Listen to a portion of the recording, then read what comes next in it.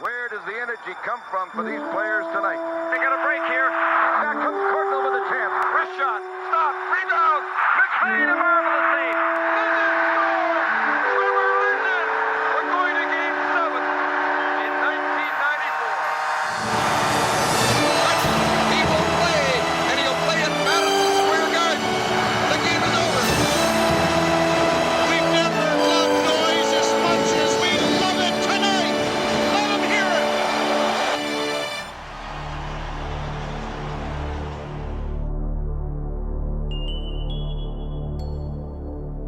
The early 90s was perhaps the only era, other than today, when the Vancouver Canucks went into any building in the league and knew they had a good chance to win. Anywhere in the league, and that's a wonderful feeling. Linden got the puck back. He shoots, scores! Trevor Linden! Vancouver wins! The teams of the early 90s were very good, well balanced. Kirk McLean was at the top of his game. Pavel Bure was scoring goals. It was an exciting time, and they were good teams. It was a very exciting hockey team, too, that Pat Quinn put together. I know they really started to capture the imagination of the Vancouver hockey fan. They had 96 points one year. The first trade where we acquired those 4 players was instantly made us better. I mean, Jeff Courtnall was a huge impact player for us. Cliff Ronning was meant a lot for me and with my career. Running through it in front, they score! Trevor Linden popped it in. Heads up play by Ronning. With 4 new players coming in the lineup and guys like Trevor Linden that had that drive to win and wanted to prove it. And I think when we came in, it gave, by another 4 players coming in, it made a big difference. Myself, Robert Dirk, Jeff Courtnall, who was a scorer, Sergio Momesso, who was a character guy. Sergio Momesso was just a real solid up and down winger, big physical guy, and really fit well into our system. That was a huge step for us, no question about it. My dream was always to play in Vancouver. Being born and raised, watching them as a kid, and to play for them was a great honor and was something, you know, I look back and I wanted to make my dad proud and play for the team that he cheered for.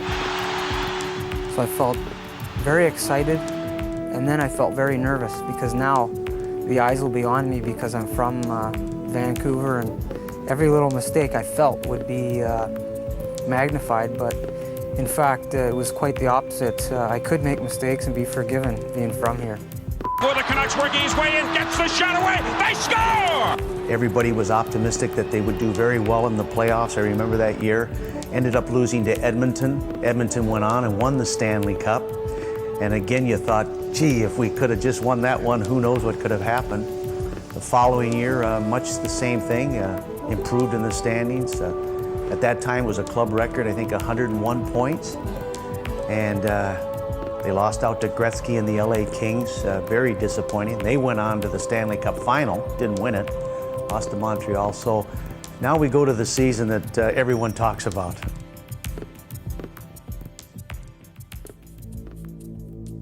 We got off to a real good start, and then I'll never forget, got into some injury problems, and we had some guys out of the lineup, and I remember Christmas time thinking to myself, after having 200-point seasons back-to-back, thinking to myself, what happened to our depth of our team? You know, we had a lot of guys called up from the minor league team, and it just wasn't looking, you know, things were not really looking good. They came out of the chute so well. They won, I think, 7 of their first 8 games.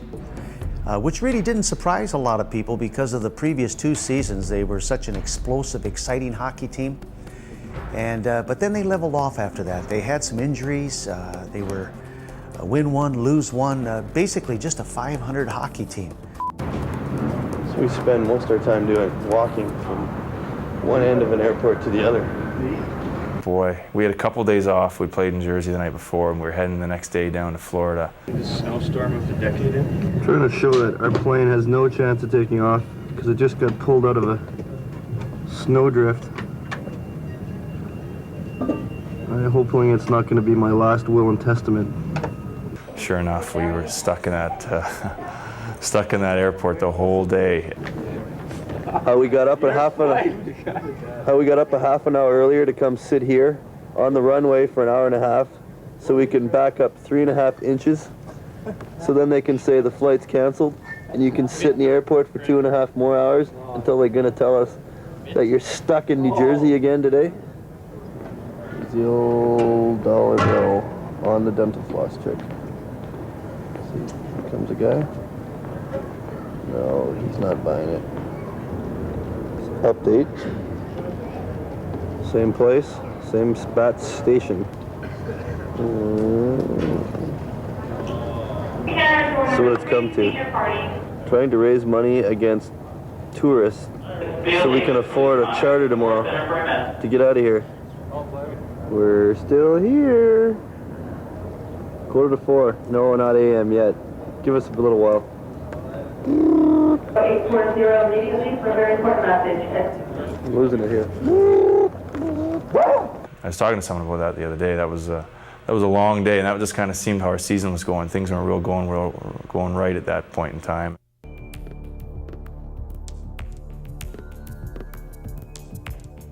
A major trade before the deadline, I think the St. Louis trade came close to the deadline and brought in some players that really helped, changed the toughness a bit on the team, added a little more character perhaps, and those things certainly helped the team, and players are aware of the team getting better with new players coming in that they like to play with, things like that. Now that you're here, how do you feel about the chemistry? I mean, I think it's great. I think we have all the elements to go a long ways in the playoffs, and that's what makes it exciting. You know, if I was coming to a hockey club that wasn't going to make the playoffs, or really was, you know, just going to maybe bow in the first round, I'd be a little disappointed. But this hockey club has all the elements of going a long way, and I'm excited about it. We have great goaltending, and we have big, strong wingers, and strong defense, and then we got the talented guys that can do it for us. So we got a great mix, and hopefully the chemistry can come together, and we can do some damage come playoff time. That made a really big difference when you get 3 players like that, and in those 3 players, they all had leadership, and it provided us with some better movement from the back end and some speed also, and I think when they started feeling comfortable within the team, that's when we kind of took off, was with that. But I think it was an ingredient that was missed in our team, but we added those 3 players, and it kind of taken off once they felt comfortable with the organization. He made another great move too, people might forget, is when he picked up Marty Jelena on waivers.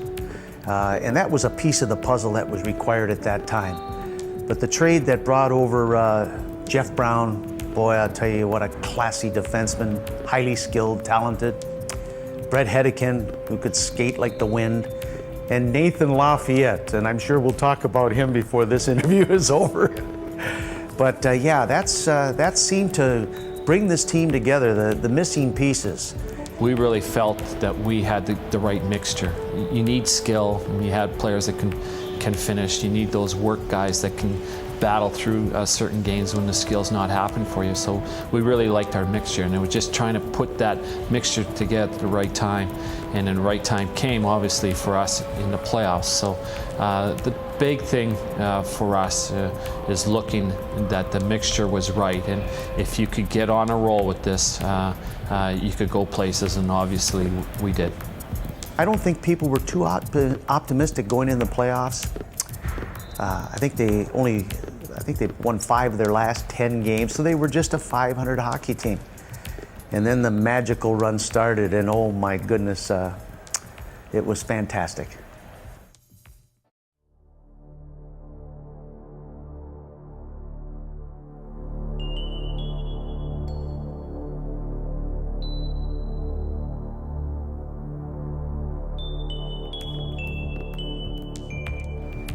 I think most people felt there were a lot of things similar about the teams, and that Vancouver definitely could beat Calgary, but expecting a tough, long series, which it was.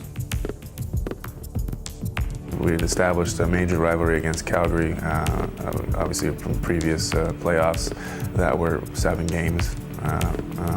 You know, notably the one Joel Otto kicked in back in, I guess it was in 80, 88, 89. Jyrki Lumme with a good job to come up with it. Hands it to Roberts. He shoots. McLean picked it out of the air. running, knocked down as he played it to the boards. Roberts shot. Good glove save by Kirk McLean. Adams hustles to the puck, no icing. He wins the race for it. Now it comes back to Babbage. Shoots, scores! Dave Babbage drilled it from long range. The Canucks win the first game 5-0 in Calgary.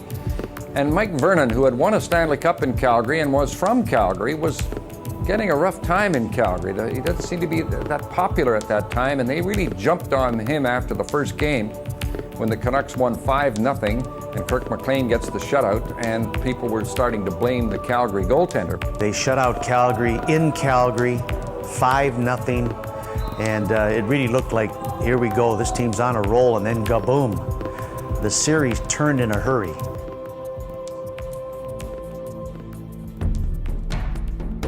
Just seems things weren't going right for us. It just wasn't. We weren't getting breaks. That we played pretty well, but it just wasn't happening for us. Vernon turned it around and played very well in games 2 through 4. In fact, 2 wins in Vancouver. And so when the series went back to Calgary for Game 5, by that time, Calgary, up 3-1, appeared to be in full control, and I think most people, including fans in Vancouver, expected that 5th game in Calgary to be the Canucks' last playoff game of the year. Down 3-1 against a good team, a second seed like Calgary, backs against the wall. Calgary finished way ahead of Vancouver in the standings that year. They had a very good hockey team. But what the Canucks accomplished was magical. It really was.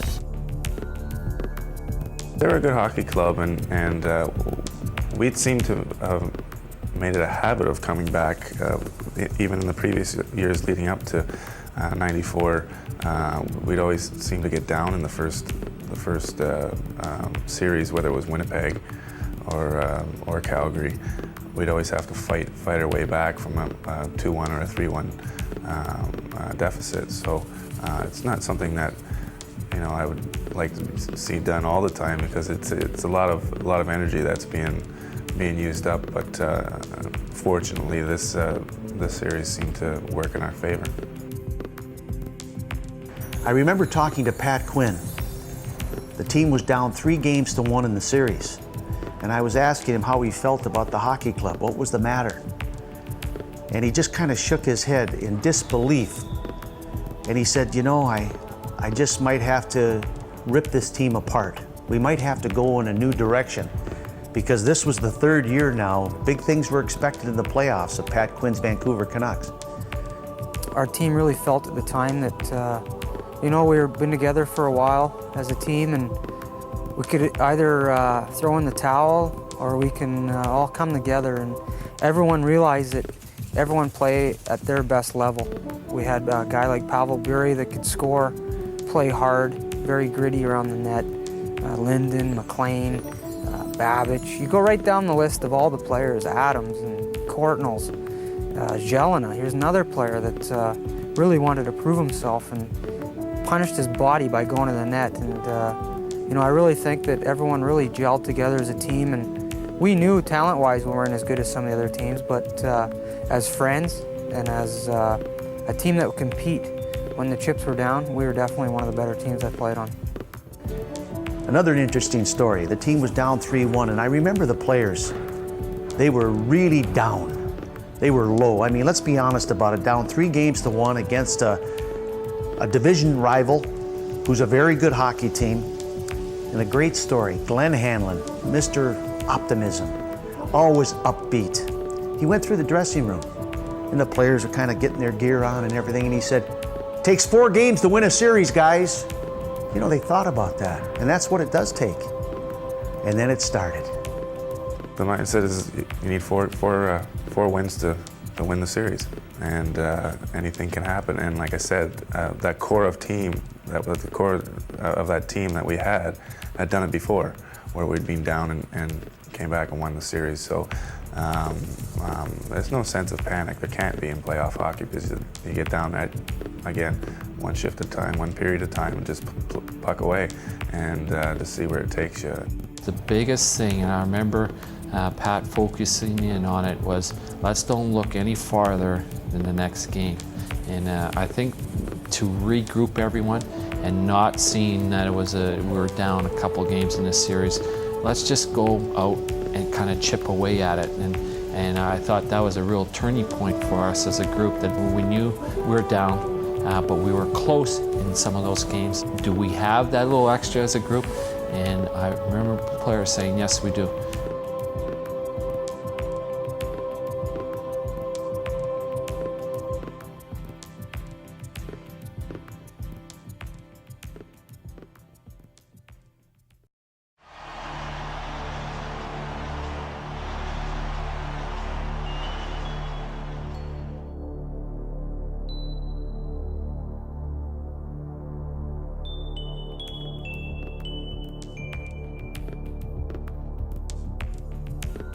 They played an excellent game in Game 5. It was, they kept Calgary under control completely in Calgary. The Canucks outshot the Flames by quite a bit, and the score was 1-1 from early in the first period on. Back to Linden in the Calgary zone.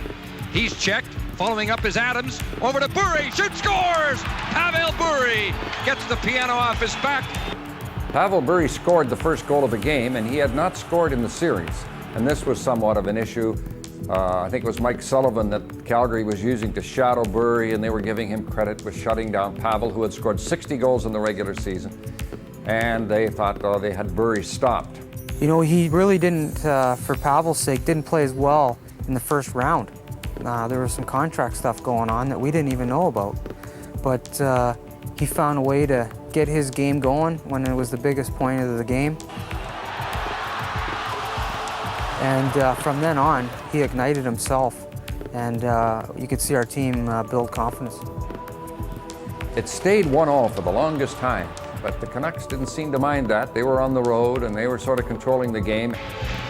So got to start thinking, will this one go an extra frame? And the way they're playing right now. Back comes Courtnall. I remember that goal to this day. Courtnall with a chance. Because where we worked in Calgary, we looked down on the blue line just to our left that Calgary was defending, and Courtnall came in on the left wing. Courtnall shoots! The outer edge of the left face-off circle wound up and slapped a high slap shot and scored. Yours! Jeff Courtnall, the winning goal in overtime at 7:15.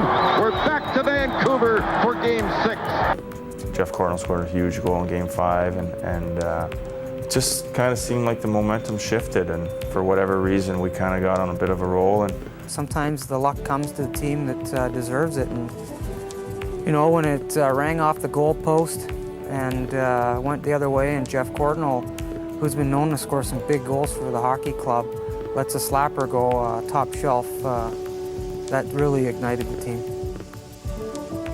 Jeff had a very good playoff, and he was happy to be at home, so to speak, a BC boy, and he had a lot of big goals in the playoffs. He's a clutch player, no question. He scores big goals. You know, he's a real opportunistic guy. He gets his chance and he makes them pay. And you know, he was just kind of a wild card, and he's got a great shot. And he was a real good playoff player for us, for sure. He seemed to just rise to the occasion all the time in playoffs. He just was our go-to guy. At the point, obviously Pavel was there as well, but Jeff had a past history of scoring big goals at the right time in big playoff games.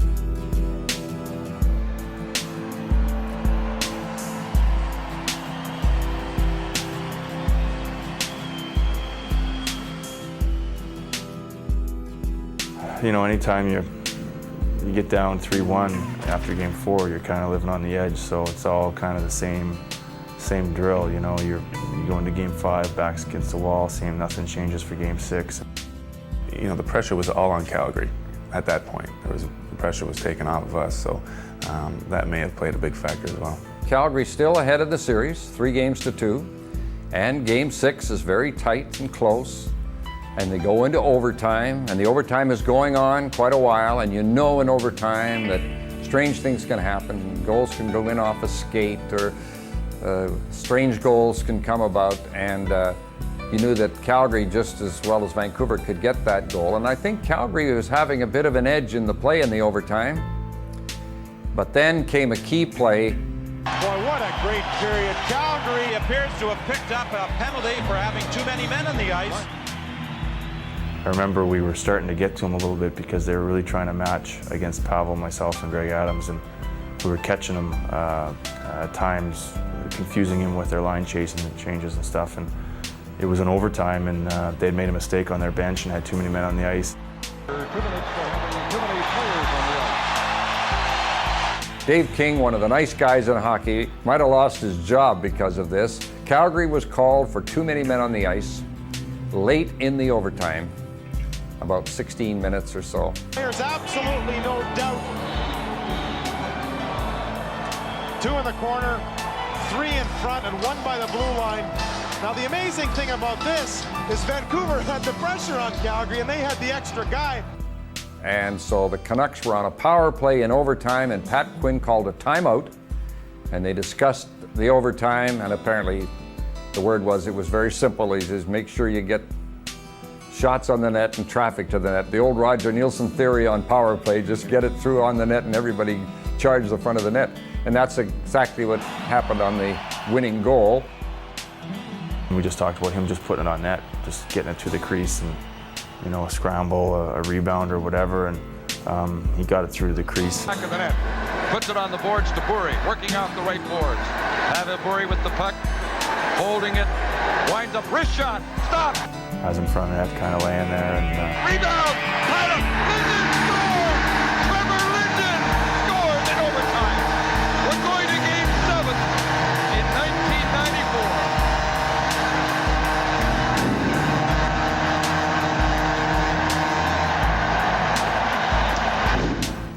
just kind of swiped at it and went in, and it was pretty crazy in the rink that night. It doesn't get any better than this. Wow!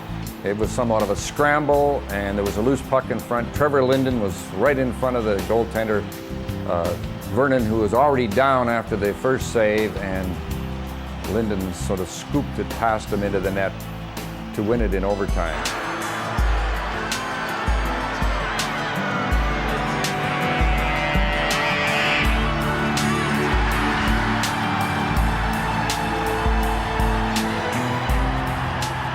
Really wasn't sure it was in because it went underneath him, and it was, boy, it's a great feeling.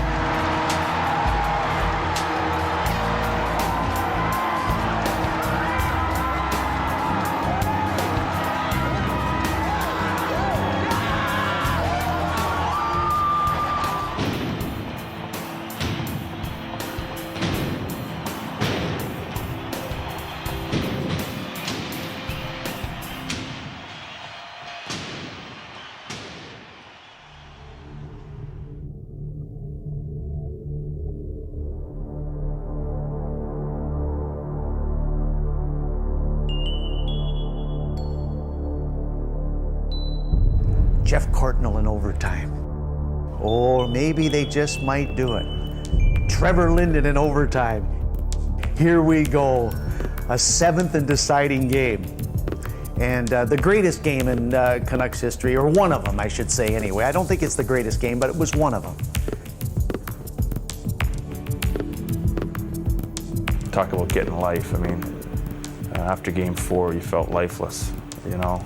Next day, you go home that night and you think, wow, you know, and then you just seem to get a little in Game 5, and after Game 6 we had a lot, and we thought, hey, we've won game, this is what we wanted, and they were probably dreading it going home for Game 7.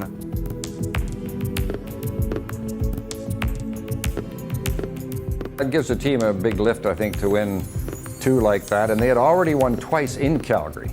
The first game of the series and the 5th game of the series in Calgary, and key games, so they knew that they could win in Calgary. And the momentum again was still in our favor.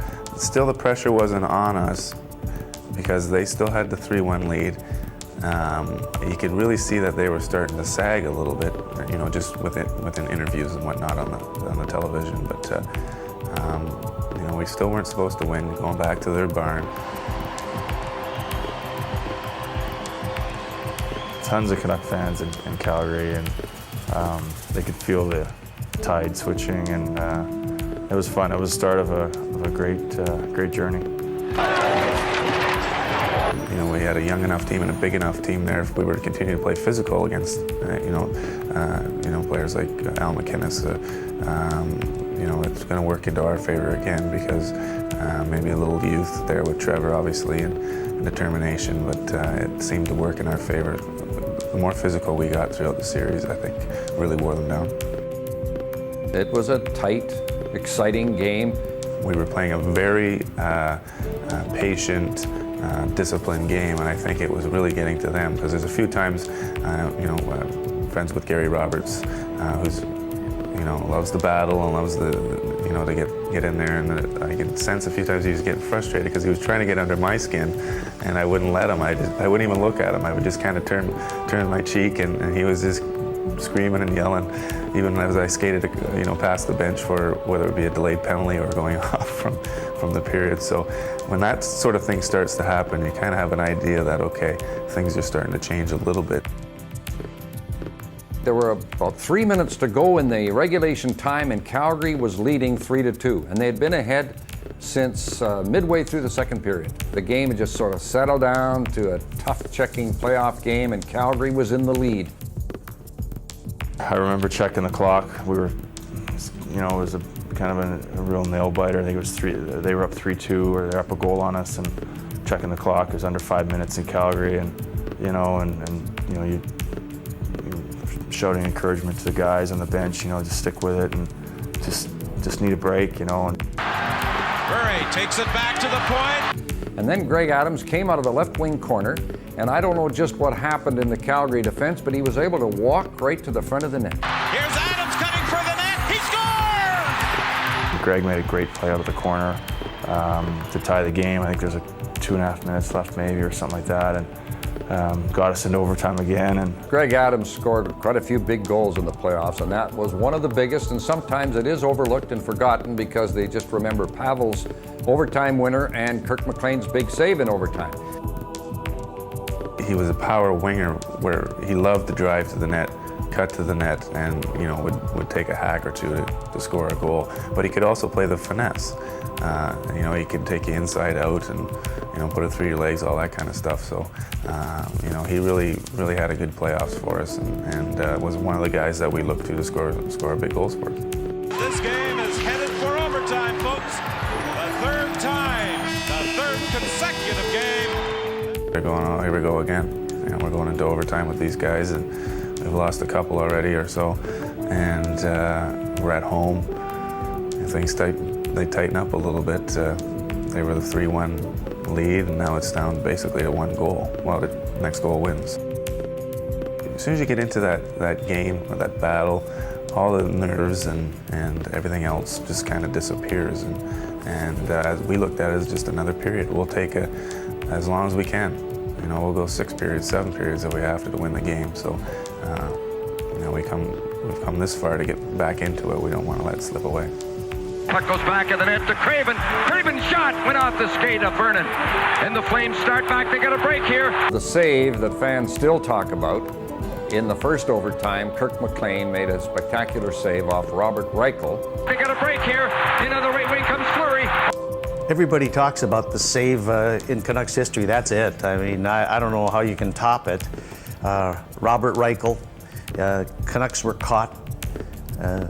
Jyrki Lumi was their only defenseman back, and you could just see the play unfolding, certainly from the broadcast booth. In on the right wing comes Fleury. Over the line, cutting in on goal. He sent it in. McLean, a marvelous save. They turned the red light on, but that wasn't a goal. It was a spectacular save by Kirk McLean. It's the greatest save of his career. Jim, it's unbelievable how he got over to make that one. This is a save of all time right here. I don't know to this day why Theo Fleury didn't shoot the puck. He is coming in almost a 3-on-1, but sort of a 3-on-2, but there's a little room, and Fleury is about 15 feet in front of McLean with the puck. And Fleury was a good goal scorer and at the peak of his career, and you think, here it comes the winner. But I think it was Jyrki Lumme, who was the defenseman, who started to make a move towards Fleury, and so he passed off to his left to Reichel. It looked like he had all the time in the world to bury it. And Kirk McLean came from the left side post all the way over, stacked the pads, and made the save. It was just phenomenal. Here he comes with Reichel. Fleury for Reichel. Great save by Kirk McLean. And Jim, I think the red light came on again. The goal judge is saying, yes, I did turn it on. I made an error. It looked like it was in. Reichel thought it was in. Everybody on this side of the building thought it was in. But Kirk McLean. Do or you don't kind of play. A do or die slid across, threw his legs across, and I think the shot by Reichel hit McLean's toe right by the goal line and stayed out. And that huge save will be remembered by Canuck fans for a long time. This is a save of all time right here by Kirk McLean. This is the kind of goaltending that will win a series. This is monumental. This is huge, humongous. Oh, how did he get over? Tremendous cat-like reflexes. That was unbelievable. Anytime you two-pad slide, it's a desperation move. But because you're obviously you have to get across as quick as you can and just get as much body in front of something as you can. You know, the 2-on-1 situation where Fleury was carrying the puck, and nifty guy. I mean, Fleury could do a lot of things with that puck. He could either shoot it, he could fake the shot, come across himself, or decide to pass, which he did. And you know, I kind of read it at the right time, and you know, came across with the puck and was able to get my toe on it as Reichel tried to one-time it into the short side. If you really look at it, what works out great for me is the fact that my pad was meeting the shot right on. So he didn't really have a lot of time to get it up or you know, put it back far side or something. It was almost meeting at the same time. So there was some good timing there as well. Kirk made that incredible save. I mean, that was I was on the bench and actually ready to walk down the walkway, because you got Theo Fleury, who's a great passer, playmaker, sliding over to Robert Reichel, who's got a great shot and an amazing save, and kept us in the game. That's it. I don't care if you watch hockey for the next 100 years. You'll never see a better save. We talk about Patrick Lawn, Potvin, and Hasek and all that. You'll never see a guy come across any better than that with those pads like that ever in hockey if you watch for 100 years. It has to rank up there as the greatest save. But you know, prior to that, I believe Gary Roberts had come down on a 2-on-1 or a semi-breakaway and let a slap shot go off the wing, where I just got a glove on it, and so that kind of gets, you know, pushed under the table a little bit. But yeah, it definitely, you know, considering circumstances and where it led us, has to be probably the best save. Yeah.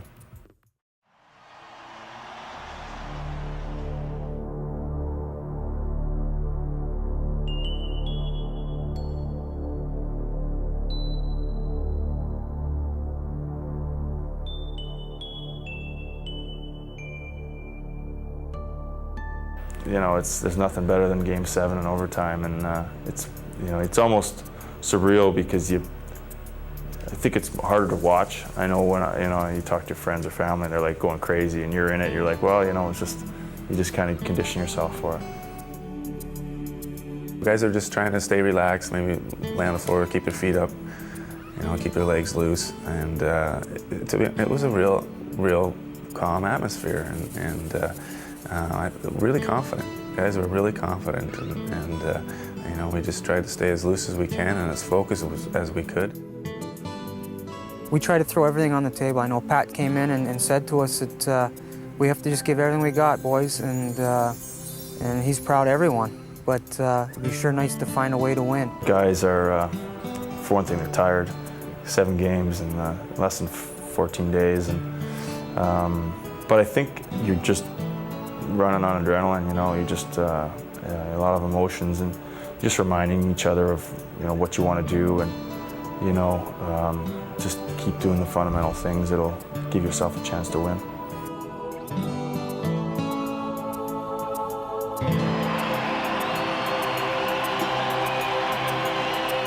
In my notes on my own play notes during the game, I have Momesso hit post in the overtime. I don't remember it, but it was 10 years ago. Yes. But Sergio Momesso could have been the overtime hero in that series. Oh, a shot from the face-off by Momesso hit the post. Couldn't get any closer without ending this game. Early in the period, you know, Jeff Brown's a great player, a great playmaker, real good passer. Of course, Pavel's always hitting the holes. I was on the ice and It's tied up as he tried to go to the corner after it. Cruz has it now. He takes a hit along the boards from Linda. we kind of regrouped at center ice and they went D to D and Pavel hit the hole right up the middle.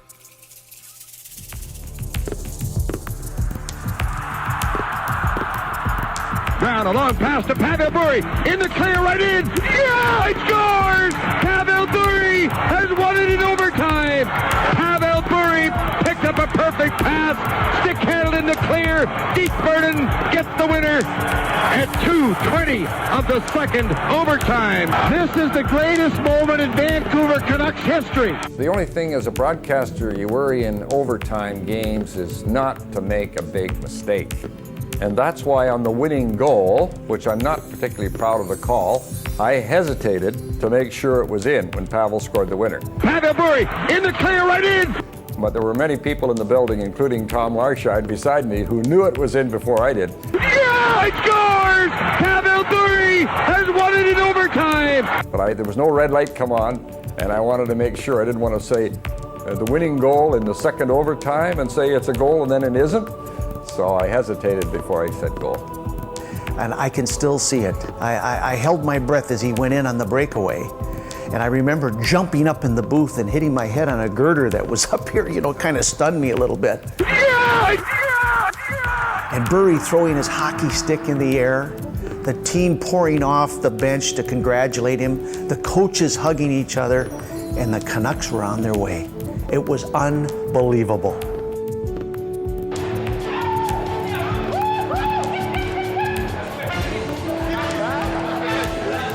It's my biggest goal I ever had in my life. You know, with Pavel coming in on you, you never know what he's going to do. He may shoot it because he comes at it with most often with so much speed. He has the goalie backing so quickly back into his net that he basically skates it into the net, which he pretty much did in the winning goal. As he had Vernie so far back in his net that Pavel just kind of skated into the net with him. So his mind and that was what made him so explosive and dynamic, and still, is that everything works together. All the speed works together. He doesn't have to catch up with his feet or catch up with his hands. It's all there in one. And you know, it was just an amazing pass by Brownie to catch him up through the middle like that. It's got to be pinpoint, you know. I mean, and it's got to be because he's hitting the hole exactly the right time. I mean, if it's a second later, a second too quick, I mean, it doesn't work. But two real good offensive players coming together to win the game, and that's sometimes all it takes. Brown, a long pass to Pavel Bure. Well, at that point, I'm trying to look around, and you know, there's a group of players in front, so I'm trying to get a good view of what's going on there. In the clear, right in. And it happened so quick.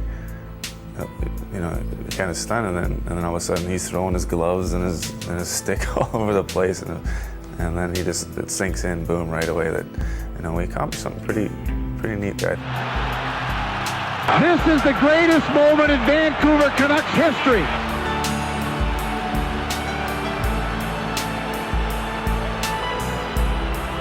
We made a statement there. Okay, we've got over that hump. You know, we've finally, you know, proven ourselves as a playoff hockey club. You know, who knows what can happen from here. Pavel made his textbook backhand, forehand, slid it in, and that was it. I mean, it was complete elation. I mean, especially after Calgary in the late 80s took their liberties on us, and they were a good team. You know, they were big and strong and real good, and we were just kind of getting to where we could compete with them, and they beat us up pretty good, so it was nice to knock them out.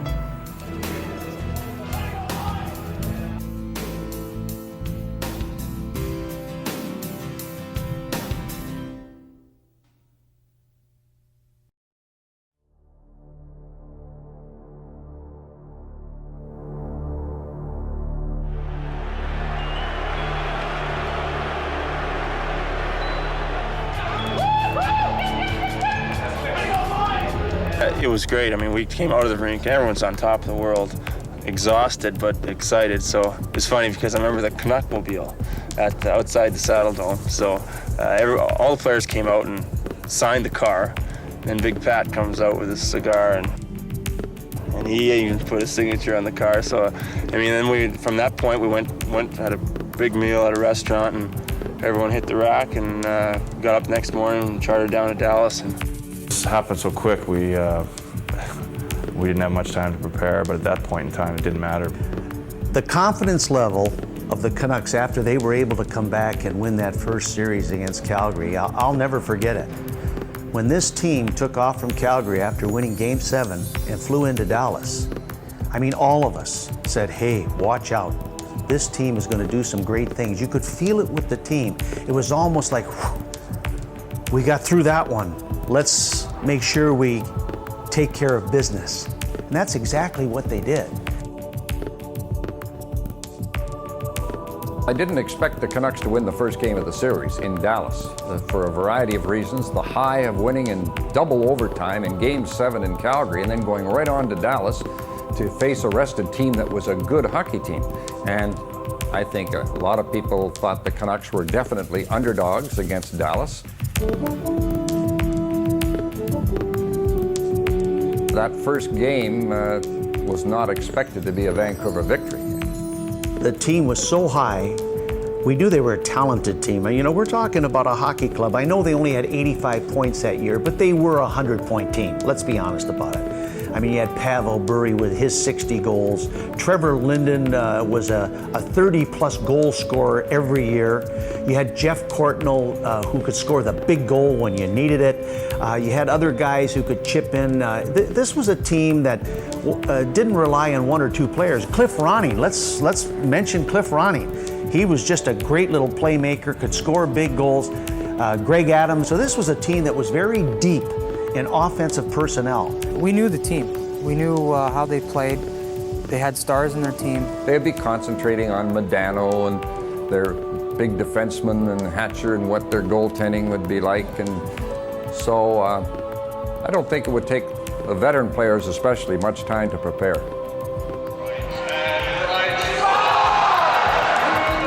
The Canucks just carried it right on.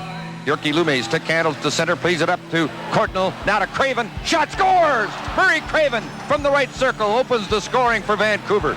Canucks are leading 1-0 just past the 5-minute mark, and loose puck in front, they score! Handed to Courtnall. Jeff Courtnall makes it 2-0 on a terrible giveaway in front of the net.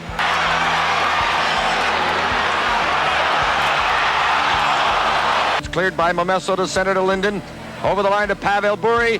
Cutting to the slot, winding up, holds, shoots, scores! Pavel Bure, and it's 3-1 Vancouver. The Canucks won in Dallas and the first game, and it sort of changed the whole series and the feeling. You know, things happened in that series that, if I recall, I mean, Bure hitting, I think it was Churla.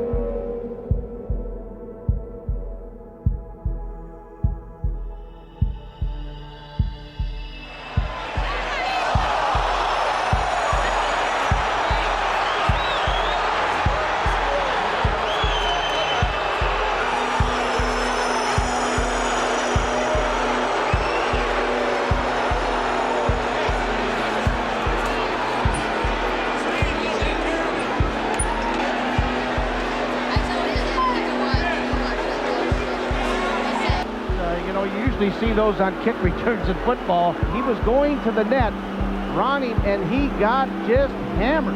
And it was Pavel Bure. Bure just leveled it. Now remember, this is Bure. This is the beauty of the Russian Rocket. This guy can take a hit, but he can deliver a hit. And there's a mean streak in Bure. Well, I mean, first of all, I think we all knew Bure had demonstrated that he had a bit of a mean streak. The fact is that he wasn't going to let anybody take liberties on him. But for him to skate all the way down from one end of the ice to the other and lay an elbow and knock this player from the kingdom come was unbelievable. And the fact that he wasn't suspended is even more unbelievable, because I think in today's hockey, he probably would have been out for a half a dozen games. You know, when you have your best player, a 60-goal man, able to come down and deliver a vicious, and it was a vicious elbow, there's no doubt about it. I mean, he had one intention in mind, and that was to knock that guy out of the game. You know, really sending a message that our star player really wants it bad, and it was a bit of a cheap shot, but yet, you know, after we find out, he got chopped a couple times, but it was something that you could see that Bure wanted to take his team a little farther than just the first round. That's always black. That's always black. Make them pay, boys.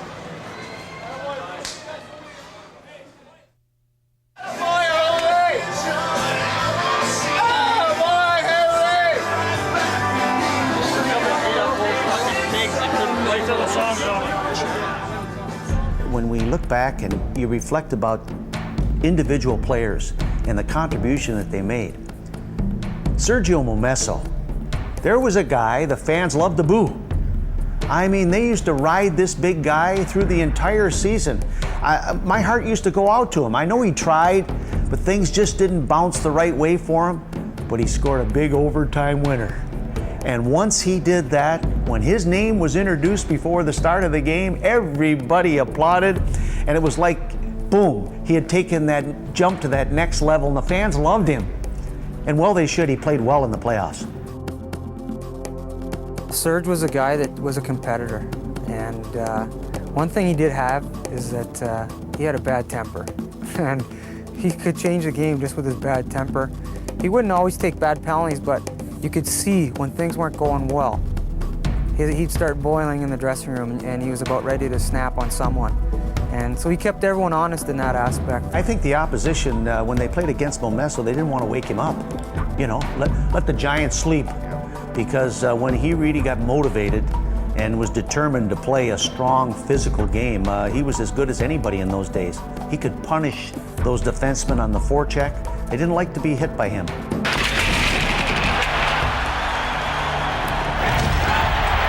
After we got past Calgary, I think from then on, every game, it was a different player or one or two players that stood out in each game. Not always your star player like a Bure or a McLean. It was someone else coming up huge. One night it was Greg Adams. One night it was boy, you go down the list, Brett Hedican. It could be Dave Babbage. Players that you weren't expecting to make that beautiful play, but they made it and found a way for it to happen.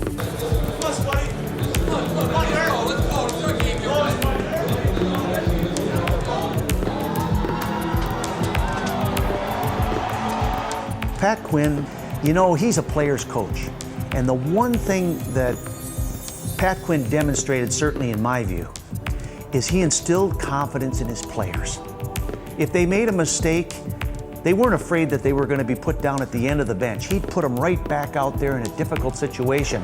And nothing builds confidence better than that, when a coach believes in you. And the players knew that about Pat Quinn.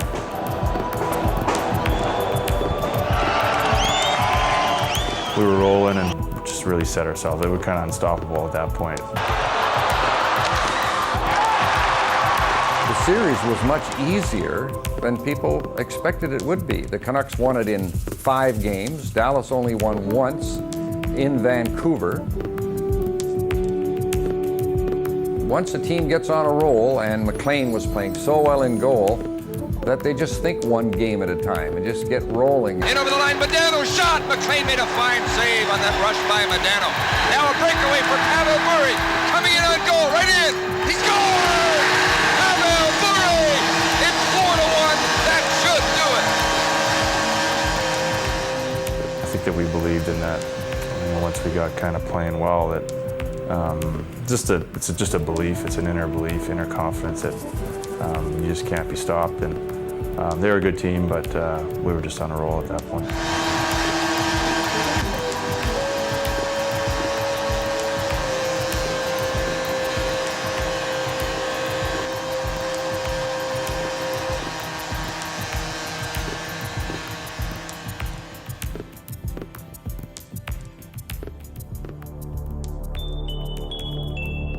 The Leafs were a strong team, and Gilmore was an emotional leader, and Potvin in goal was popular in Toronto at that time, and Wendell Clark, and they had a lot of character. And then again, you'd expect a good, tough series. There was a lot of national publicity around the series. Toronto Maple Leafs called themselves Canada's team, and they were the East, and the Vancouver Canucks from the West, and so there was a lot of emotion in the series. That was classic. I mean, Canada kind of came together with the battle of the East-West, Vancouver-Toronto, and Vancouverites don't like, or Westerners don't like Easterners, and probably vice versa, so. And that was a huge thrill for me. Like I said, being from Toronto, and my dad took me probably late 70s, I guess, or mid 70s. It was a game against Buffalo, and we had at that time they were red seats, so we were right in the corner. It was pretty interesting. A big hit happened just in front of us, and there was a little scuffle, so it was an eye-opening experience.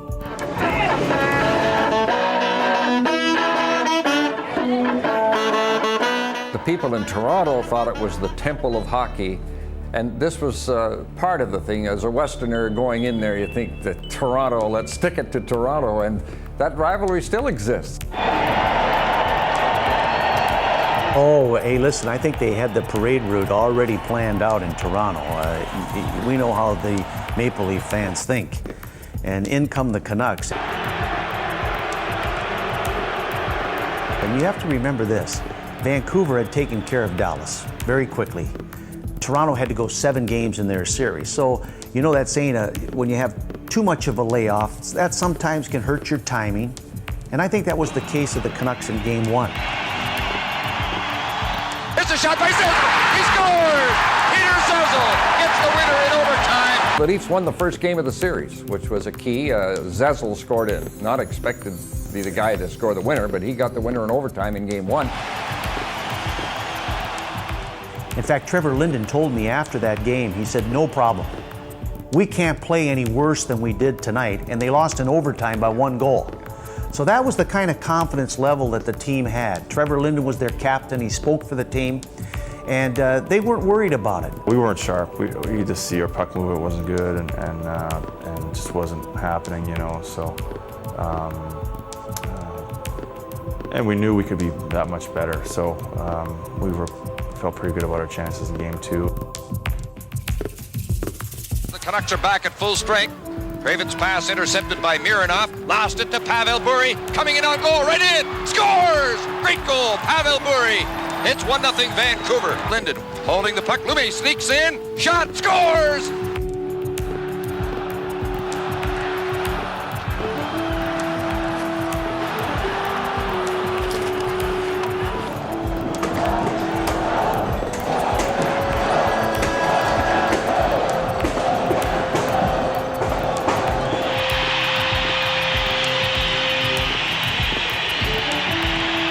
It was a war. That series, I think you lose the first game in overtime, and now you got to battle back, which the Canucks did, and they tie it, and then they come home. They wanted to be, as, like I said, as physical as possible, but we had those warriors that knew their role.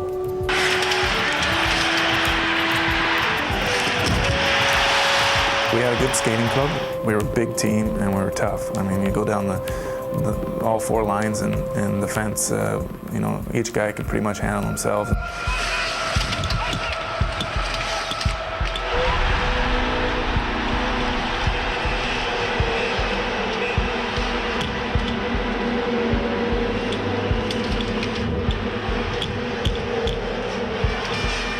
Tim Hunter hitting Gilmore would send some kind of a message. And Tim Hunter was such a hated rival when he was with the Calgary Flames. Coming to Vancouver, a lot of fans here didn't quite accept Tim Hunter, and he didn't play very much.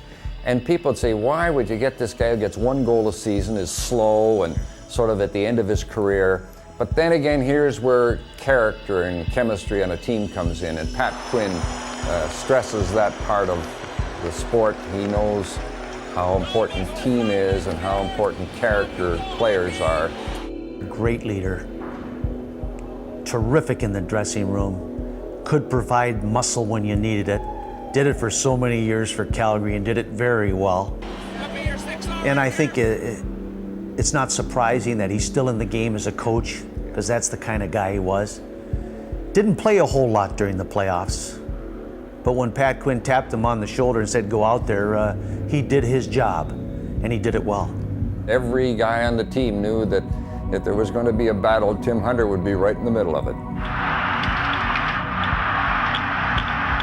Tim Hunter, you know, the wily veteran that he was, already won a cup in Calgary, so he knew how to play his role to a T. And of course, he goes after their best player, and that. You know, that's leading by example and is obviously going to take them off their game.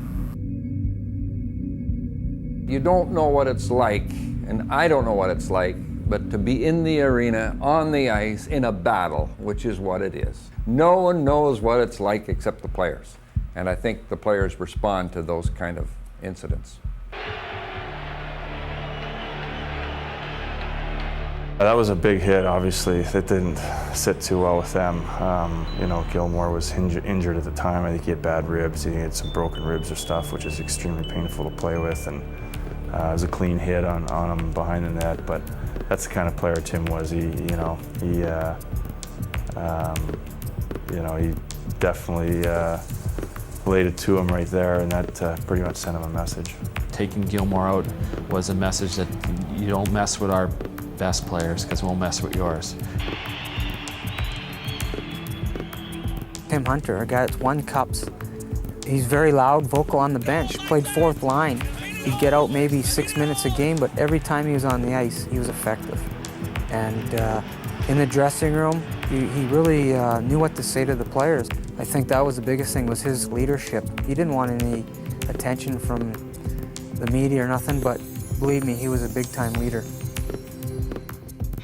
Pavel Bure racing to center. One man to beat. Coming in on goal. In close. Shoot. Score! Pavel Bure!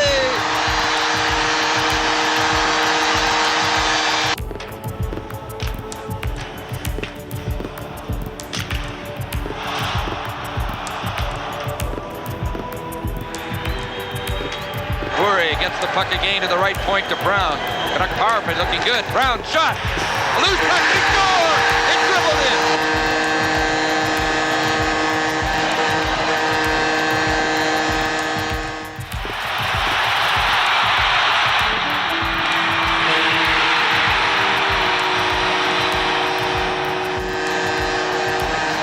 Goaltending was certainly a key. Kirk McLean continued to play very well, shutting out the Leafs in Vancouver, and he outplayed Potvin, and that was probably the key in the series.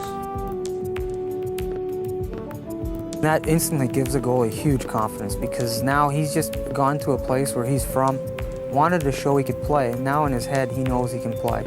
And, you know, he played amazing. There's no doubt about it. And he was probably one of the last goalies to play in the finals that played that old style, stand-up. And that'll definitely go down in history.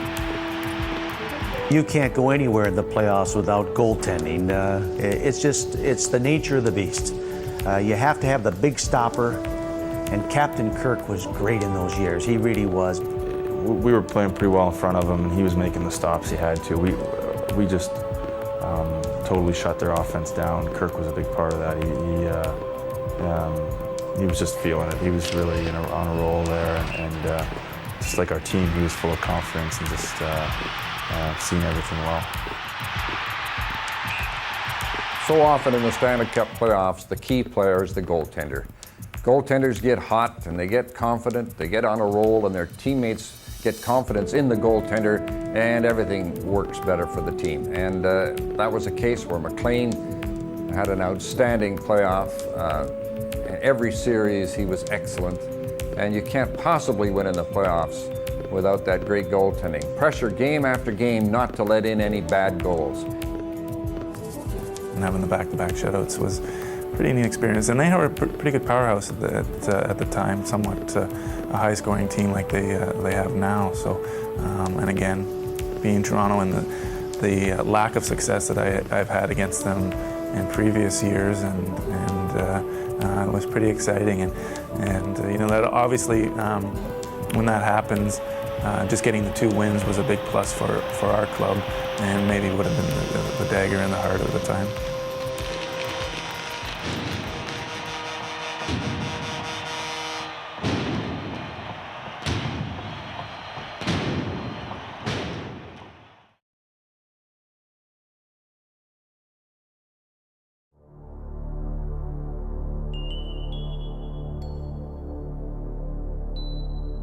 The Leafs made a mistake, I think they would admit that, in selecting the games 2-3-2.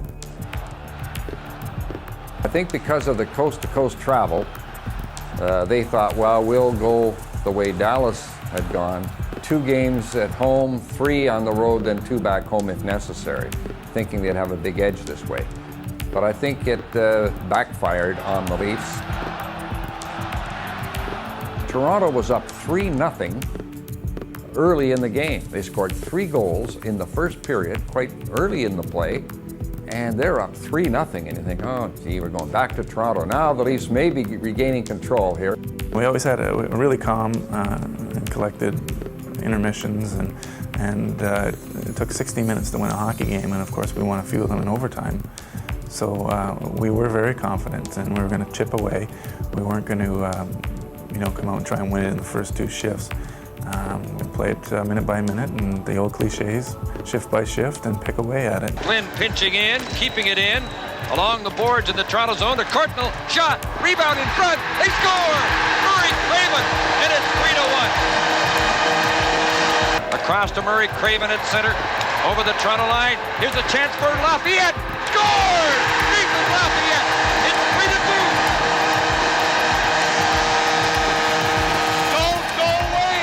The Canucks came back and tied the game in the second period. Pavel Bure swinging off the boards. Back out to Lumet. Now to Bure, winding up. Shot, weak shot in front. Adams scores! Greg Adams ties it up.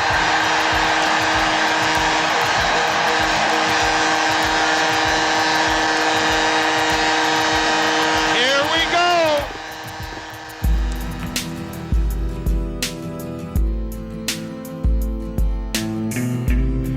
It was a very innocent play. Early in the second overtime, in the first minute of the second overtime, the Canucks, I think, had won the face-offs to start the overtime. Trevor Linden was the center. I remember just thinking how tired I was. The body would start to, I think it was the second overtime or whatever, and you get back to the bench after the second period, or after your shift, you think, I don't know how much I got left, but you get out there and you feel fine. And I took it over the blue line and made it kind of a high stop up, and in overtime you're just trying to get shots, and I got it back to Babs. Linden into the Toronto zone, turning off the left boards, back at the line to Babbage. And Babbage was just inside the blue line and didn't have much room, and he just put it on the net from near the boards at the left point, it seemed to me, and it wasn't a particularly difficult shot. He could let a hard shot go with an easy snapshot. And the thing with Babs and all his shots, he gets it on net. And players read off that. Big man, wrist the size of my thighs probably, and he used a really high lie in his stick and a short blade, so it always looked like he couldn't get anything away because his hands were always up in like this, and he would just kind of direct it to the net. Back at the line to Babbage, long shot, Potvin had trouble with it. Potvin had trouble with Babbich's shot. It was kind of a high shot, and he didn't stop it cleanly, and the rebound bounced off him out in front, and here was Greg Adams. Long shot, Potvin had trouble with it. Adams shoots, scores! Greg Adams! Greg Adams! Adams gets the winner! 14 seconds into the second overtime. The Vancouver Canucks are going to the Stanley Cup final.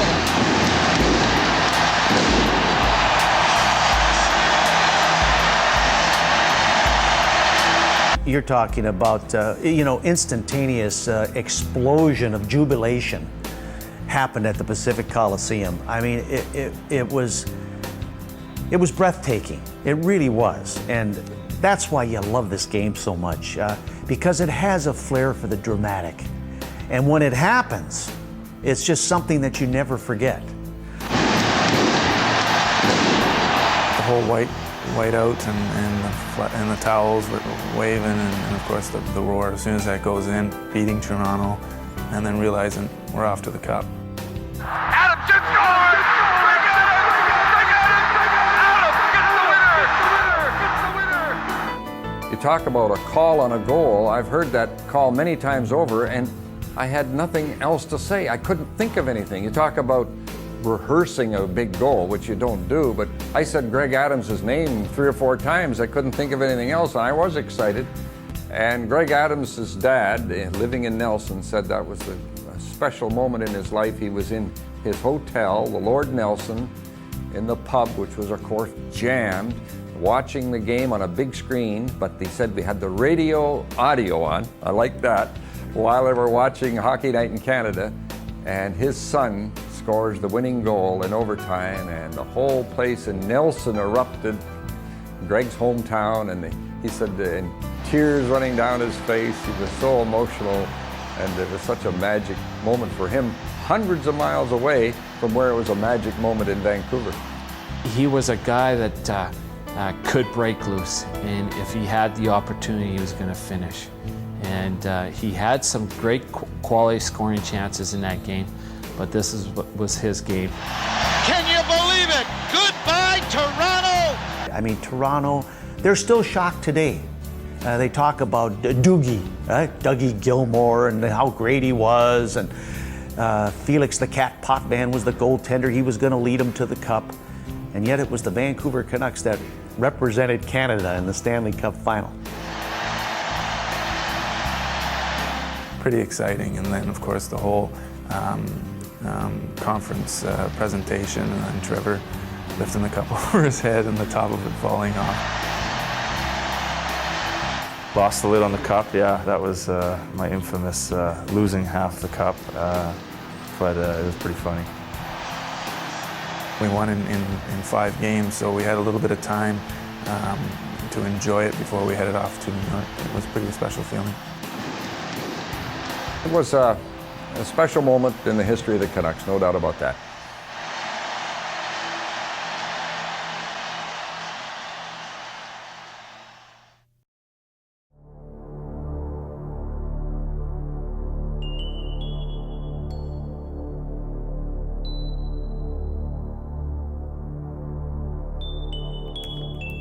I felt confident that the Canucks could win the Stanley Cup once they got to that final. Looking at the Rangers, looking at the Canucks, and how things were going for Vancouver. The way McLean was playing in goal, Pavel was scoring goals.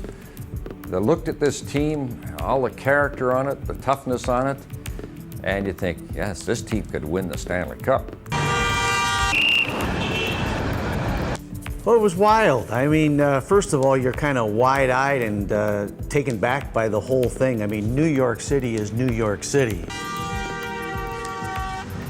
And I guess like that famous Sinatra song, you haven't made it until you've made it in New York. You go to New York, everything's larger than life, you know, I mean, everything's built up, you know, I mean, it was a little overwhelming, I think, for the guys.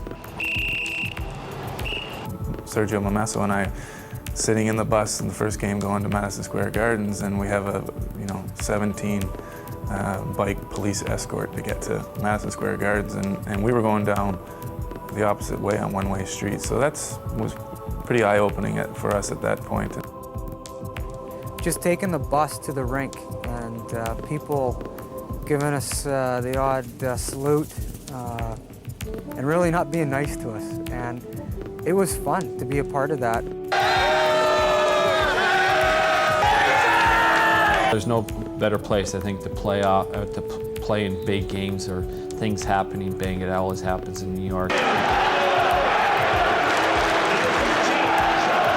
That really was a bonus for hockey to go in there and not just seeing that it was the Rangers' first time for a long time getting to the finals, but what a series. And it was a series to talk about. You didn't know what was going to happen, but you knew it was going to be a battle. You knew it was going to be close. Not only was it this East-West, New York, Vancouver, Canada, US, they were very good teams, and there were star players. Mark Messier of the Rangers, Pavel Bure of the Canucks. The goaltenders, Richter and McLean, both playing very well, excellent goalies. There was a lot in the series that made it interesting to even casual fans.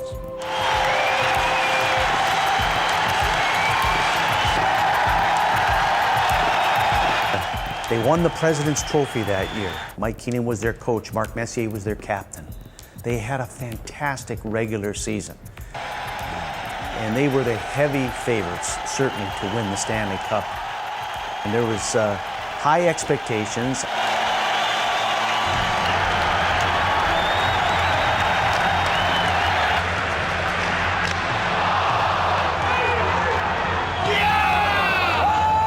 The Rangers dominated the game. Kirk McLean was brilliant. And the Rangers outshot the Canucks by a big margin, carrying the play, kept coming close to winning it in overtime. It just looked like it was the Rangers' night all the way, and it was what the New York fans expected. I think we all started to say, you know, when you get on a roll, some marvelous things can happen. You see it in sport all the time. And when McLean kicked out shot after shot from every possible angle, the long slap shot, the in-close scramble, he was everywhere. They couldn't beat him.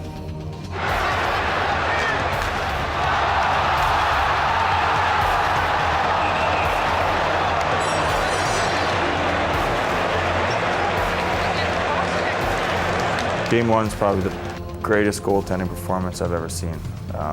His performance in Game 1 was incredible. I mean, it was just amazing. He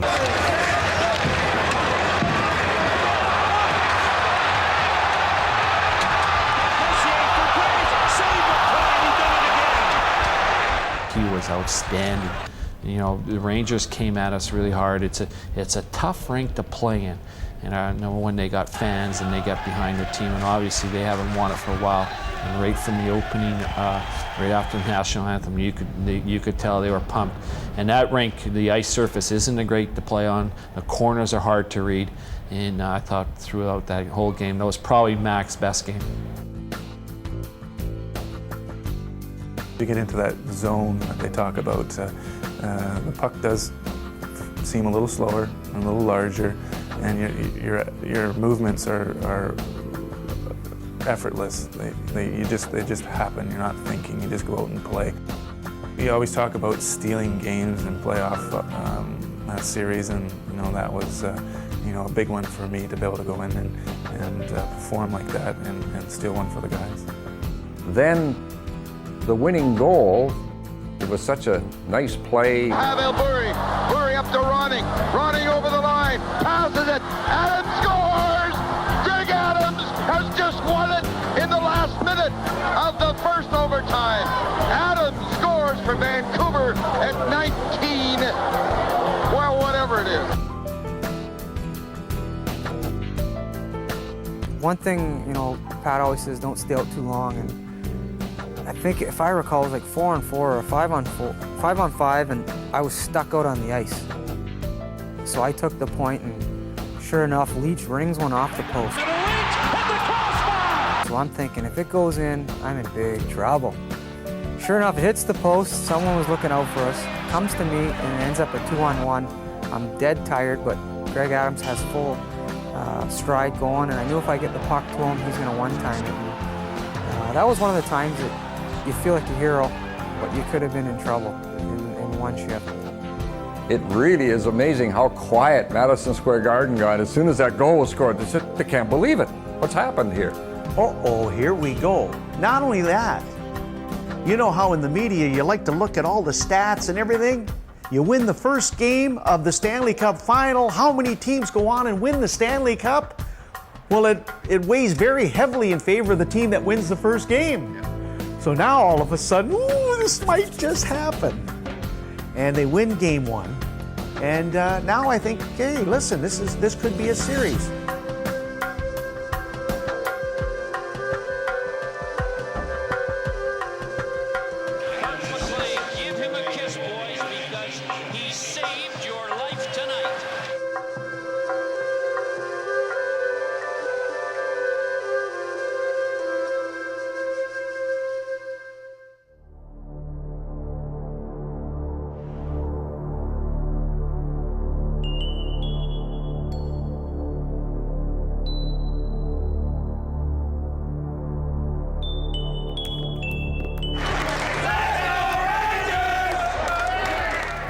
Certainly most people in hockey thought, well, the Rangers got control now. They go into Vancouver and win 2 games there, so they can wrap it up at home.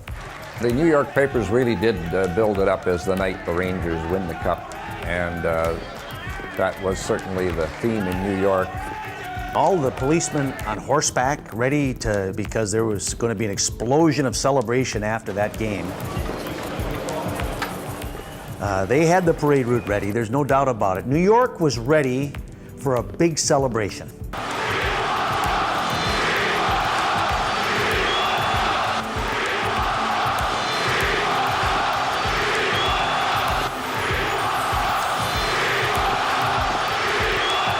Parade was planned and party was planned, it was ready to go, and that was a strange game.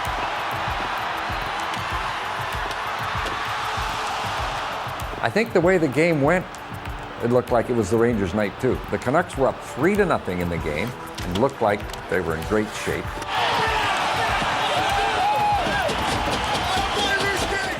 And then in the third period, the Rangers just turned it around and scored 3 relatively quick goals. And the third one that tied it was Mark Messier. It's a beautiful feed to Messier. Messier shoots. Score!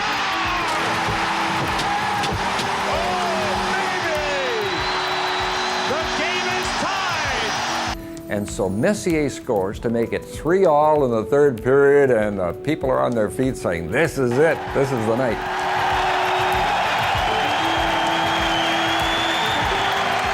Messier scored to make it 3-3, and I'll never forget, that was the most crazy building I've ever been in. There was arms flying everywhere. I mean, when he scored down the wall there, and then 30 seconds later. Right after Messier's tying goal, Dave Babbage scored for the Canucks.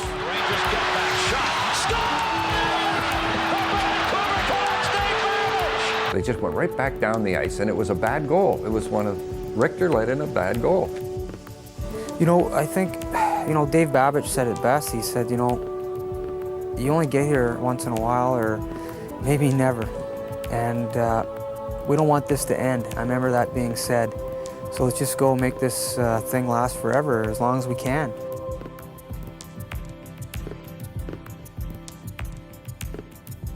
In it went, and instead of the Rangers having the momentum, all of a sudden they were deflated.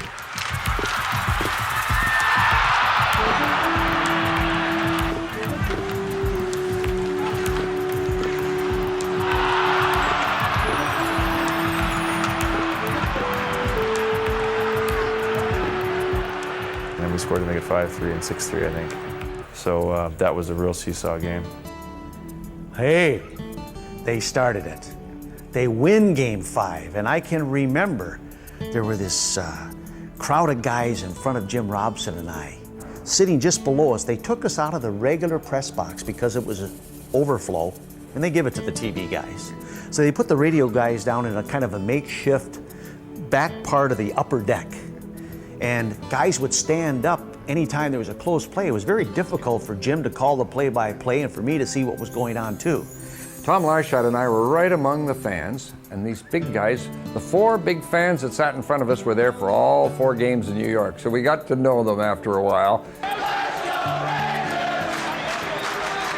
But we started to get a little banter. I said, I did. And Jim got a big kick out of this too, and I kept saying, don't count your chickens, buddies. Don't count your chickens. And they, yeah, we'll see. Boom, Vancouver wins Game 5. Go back on the wagon! Get back on the wagon! Woo! There's another game to see.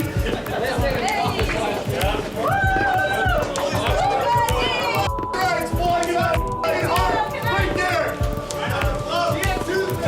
Never same time, boys. That's away. After the game, Mrs. Griffiths was downstairs there. And I went and hugged Mrs. Griffiths. And I said, how'd you like that, Mum? And she was just thrilled, of course. And it was a very happy time. The players, when Frank Griffiths died, put his initials on their shoulder patches and their uniforms. So through the Stanley Cup playoffs, Frank's initials were there. You know, with his initials on our jersey, it was like fate was with us. It was like he was there kind of pushing us along, and I think that really, we started believing that anything could happen at that point. I'm ecstatic, but I'd be more ecstatic if the fellas could pick up 2 points.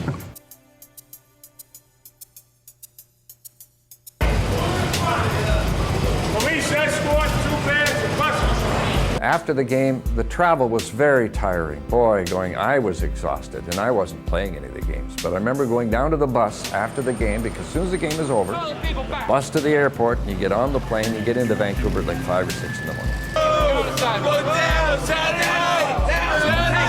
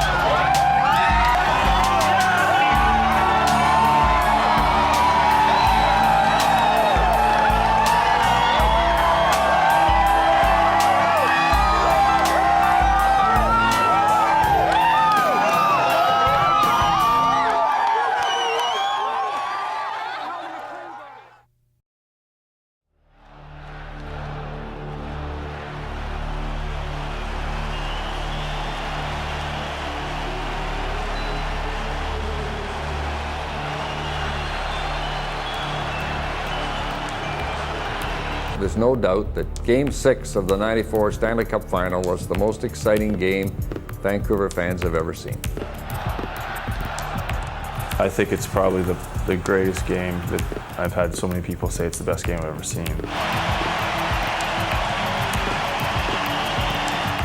Going back to Vancouver for Game 6,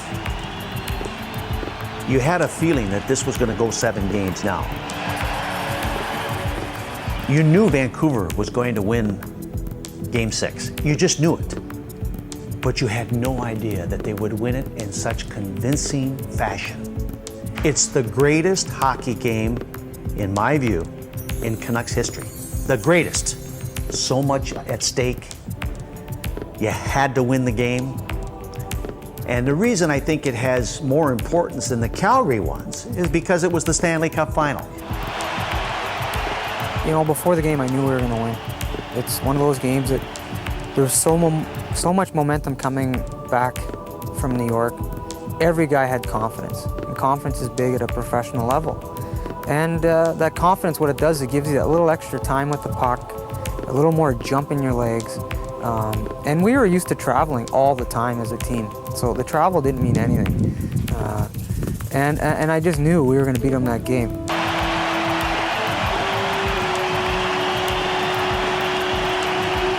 As a player in any sport, I think it's such a huge lift when you have a crowd behind you from the opening face-off or the opening pitch or whatever it may be, opening kickoff. The tingles and the chills that go down your spine, it just the juices flow through you, and that adrenaline just goes and goes. And the fans were, like you said, for 60 minutes nonstop. The Rangers looked like the tired team in Game 6, and the Canucks were taking it to them. And the crowd was with them, and they were in it, and they were ahead. Face off to the right of Richter. Canucks win the draw. Brown with the puck. Shoots. Scores!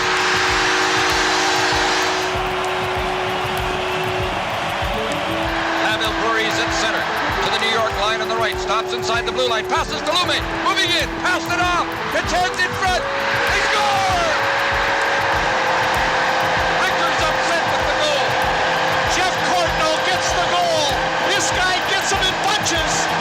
It was dominating. It really was. Once the Canucks took control of Game 6, McLean was continuing to be brilliant in goal, but the team, you could see the jump. I mean, the passing was crisp. It was accurate. I mean, the team was on top of their game. Pat Quinn had got this team to play at a level that's required to win a championship. That's how you felt in Game 6.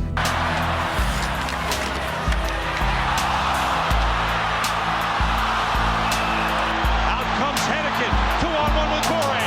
Wells is back. Hennigan. Saved by Richter. Saved by Richter on Bore. Rangers clear. Linden on the face-off, goes to the puck and goes in back of the New York goal. Now at the right point, Brown shoots, scores! Jeff Brown! 3-1 Vancouver!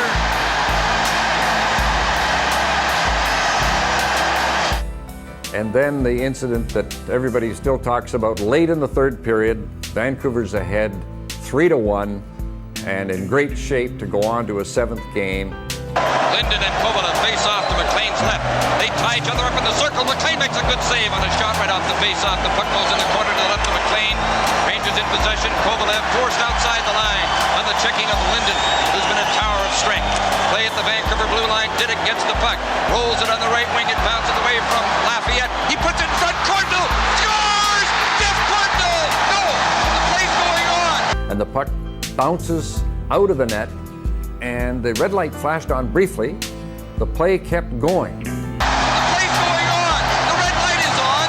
The play's going on. The red light is on. The puck is shot in the Vancouver zone. Leak shot wide. It came right out of the net very quickly. The play went down the other end. You know, crowd was going crazy that we had scored or thought we'd scored. Red light went on, but the play wasn't whistled down. They say it isn't a goal. The play's still going on. They'll review it after the play stops. The red light stayed on for quite a while as Courtnall appeared to have scored, but the play goes on. The fans are wondering what's happened. And Tom Larshad and I, working in the east side of the Pacific Coliseum behind the booth, we could see it clearly. It went in, and we called goal. And then the game kept going. I think Bill McCreary was the referee, and there were only one referee at that time. But thank heavens for the Vancouver Canucks, it was the first year of video review. 1:12 left on the clock. Here's a shot wide of the Ranger goal. Craven goes to the right corner, can't hold the puck in. Leach brings it out. 1:06 left. 3-1 Vancouver. Puck brought in the Vancouver zone. By Glenn Anderson. Anderson centered it. It tipped in front. They score! The Rangers have just got their second goal, and it's 3-2. But what happened to the Courtnall chance? Mark Messier has just scored for the Rangers. There's 58 seconds remaining in this game. Jeff Courtnall just threw his glove on the ice, and the players say, no, don't do that. But they'll review this, Jim. They have to review it. Now the building's in an uproar because a lot of the fans, especially those at the south end of the Pacific Coliseum, were sure it was a goal. And yet now the Rangers had scored. There's about 2 minutes left in the game. Is it 3-2 for Vancouver with nail biting in the last couple of minutes? Or is it 4-1, which is game over, so to speak? And then they went to a video review. Barton's goal appeared to go in up high and bounce out clean. All the way to the back of the net. And there it is for the goal. Hey, we were right. Barton did score. The second goal of the game for Courtnall. 4 goals in 2 games for Jeff Courtnall. And it clearly showed that Courtnall had scored, and so they put the time clock back to where it was when Courtnall put it in the net. It was 4-1 Vancouver, and really the party was on. Now we're in the last minute again. Oh, what a night. We're in the last minute for the second time. You can figure that out. Play at center ice. Doug Litzler over the Vancouver blue line. Richter staying on the ice. Linden has been chopped down. He's crawling towards the bench. Linden has been injured. Now he's hit again by Messier going to the bench. Messier hit Linden when he was down on his knees. The play is running down and could get a bit ugly here in the late stages. Linden has struggled to the bench. Now he's at the bench talking to the trainer. I didn't see who hit him the first time, but Messier hit him when he was down the second time, and Sergio Momesa was really upset at the Vancouver bench. But there is going to be that 7th game. We'll hope they can patch Linden up and get him in that one. He will play. You know he'll play. He'll play on crutches. He will play, and he'll play at Madison Square Garden. Tuesday night, the game is over.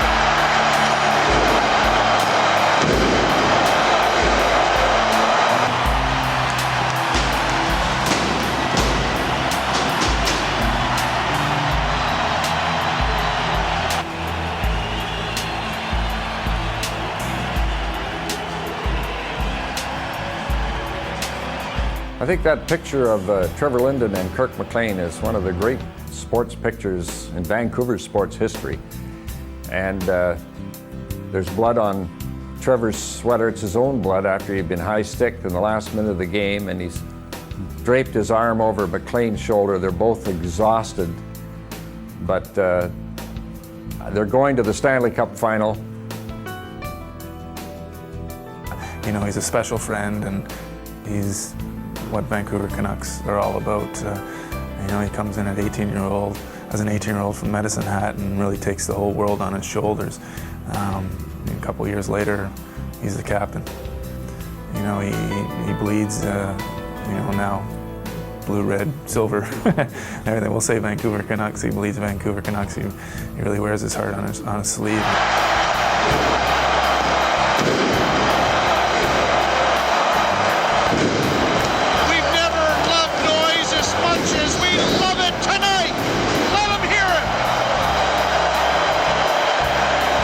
That night in Vancouver was nuts, to say the least. And baby, there is going to be a 7th game in New York City. 2 games ago, only one city was planning a parade. But I can tell you now, there's going to be 2 cities planning a parade because there's going to be a Game 7. And Mrs. Griffiths, God bless her, she's even doing a little jig up there in her box. She is one happy lady today. This is one happy city.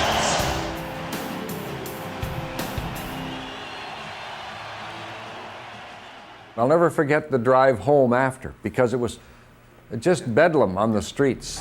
Cars with Canuck flags roaring around, you could imagine, and people flooding out of their homes.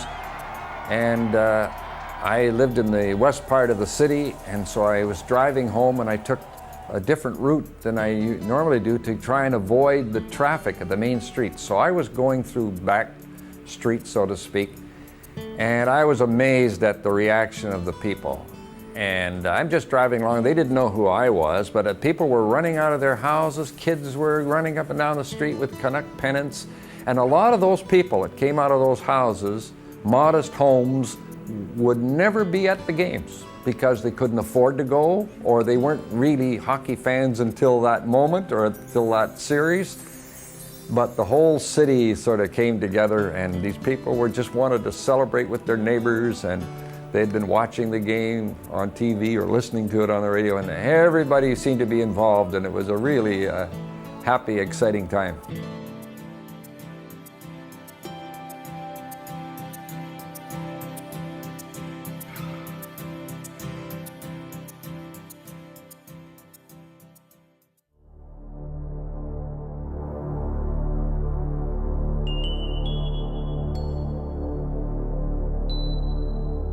Harry Neal used to say, you knew you were having a good season when you looked at the out-of-town scoreboard and there were no other games.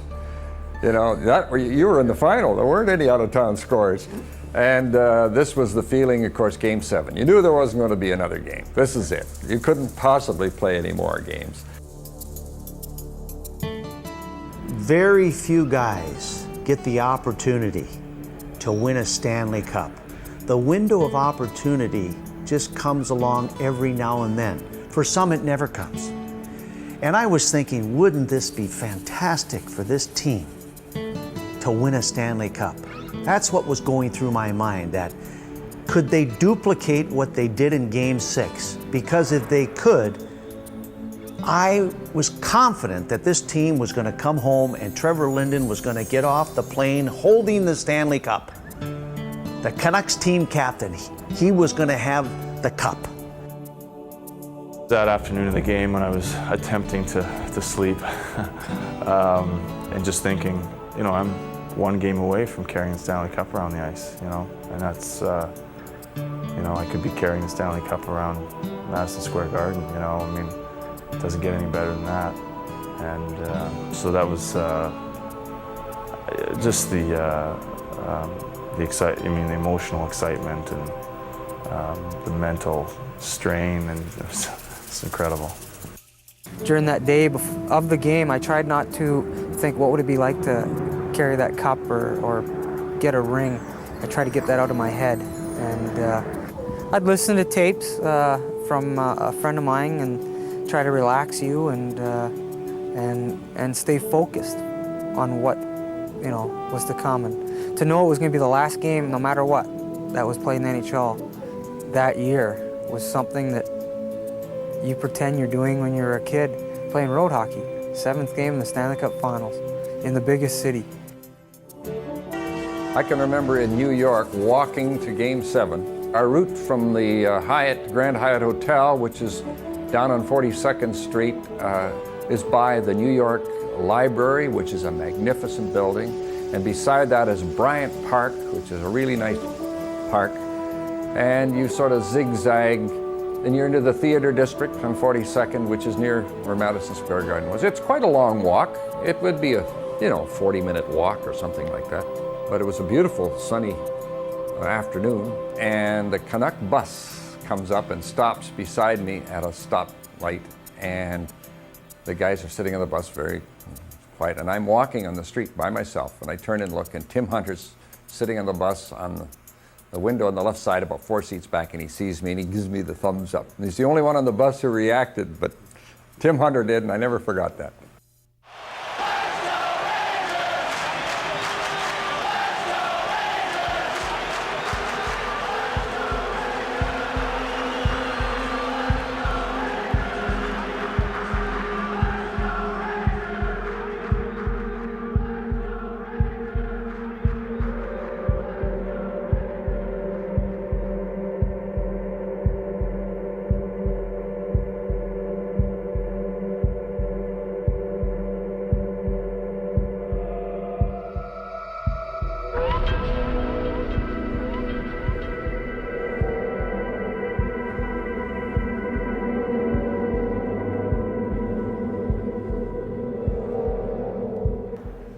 This is really magical stuff, isn't it?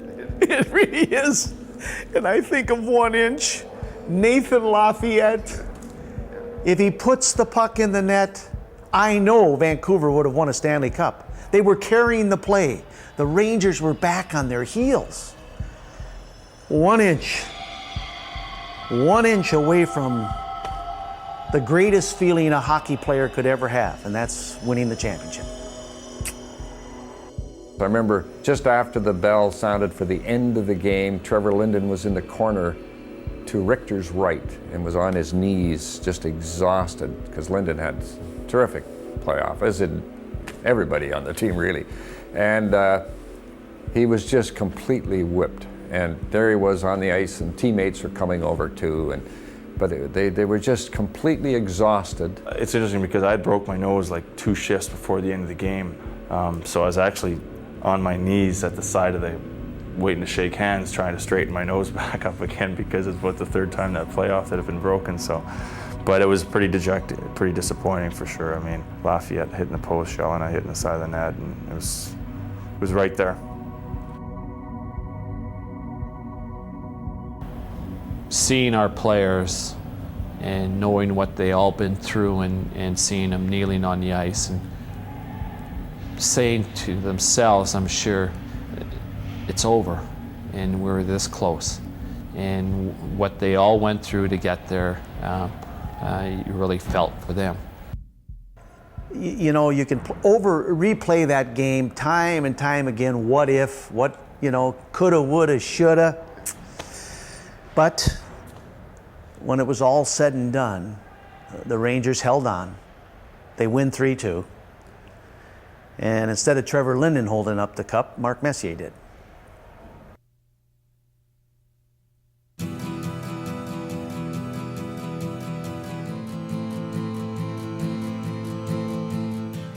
I know for myself, I was disappointed my hand was broken. But yet, I still, to this day, I thought we were going to win. It's extremely heartbreaking, guys. Heart and soul for that length of time. They're playing hurt. Some guys very hurt. And when you're so close and then it's just taken away from you like that, it's just such a huge letdown. I mean, I don't know if you ever get over it. I think it took a long time, because you don't get that close to something you dreamed about getting and want so bad, and then not get it and just walk out the door and say, well, maybe next year. It just doesn't happen. I mean, you lose in 4 straight and it's say, well, we weren't good enough, but you lose in 7 and it's hard. It's only, to me, good memories. And I really don't see any bad memories. Even when we lost, I remember I wasn't like sick to my stomach, or I was proud. I was like, wow, was that ever fun? Let's try do it again. That was how I felt. I'm finding it a lot easier now to kind of look at clips from the tapes. And I know at the end of the season, we were given a videotape of the whole run. I was able, over the Christmas holidays this year, actually sit down and watch the whole tape. So it was pretty emotional, and you get those chills still down your spine. I get talking about it right now. It's still exciting and chilling down my spine.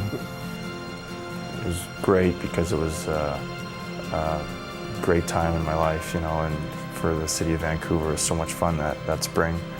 But the way it ended, I still think about it, when you get that close. It was one of the greatest Stanley Cup finals ever played. And there'll be others in the future maybe that will come up to it. There have been very few in the past that came up to that 7 games. Very few go 7 games and have such a dramatic finish to the game. And so it was a great final.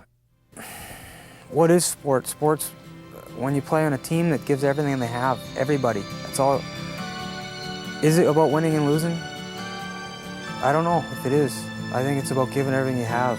And I looked at every one of us in the dressing room, and everyone gave everything they had from inside, and I was proud of everybody.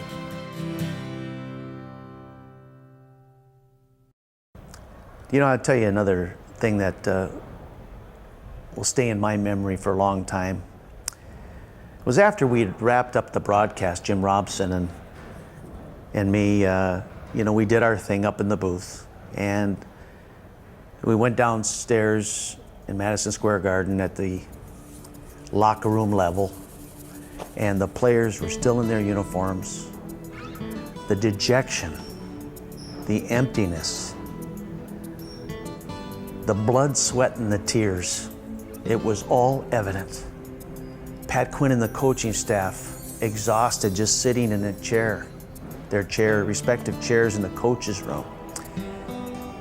Your heart just bled for these guys. You knew that they had given everything that they had, and then some, and came up one lousy goal short.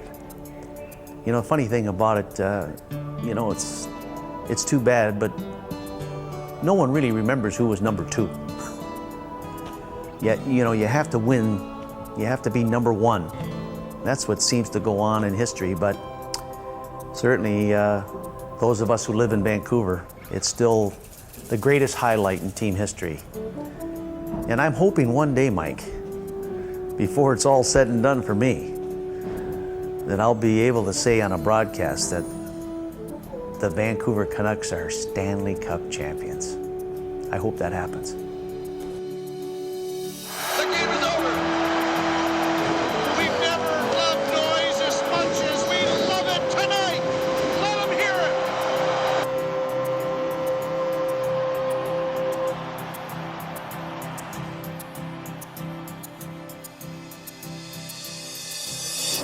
it.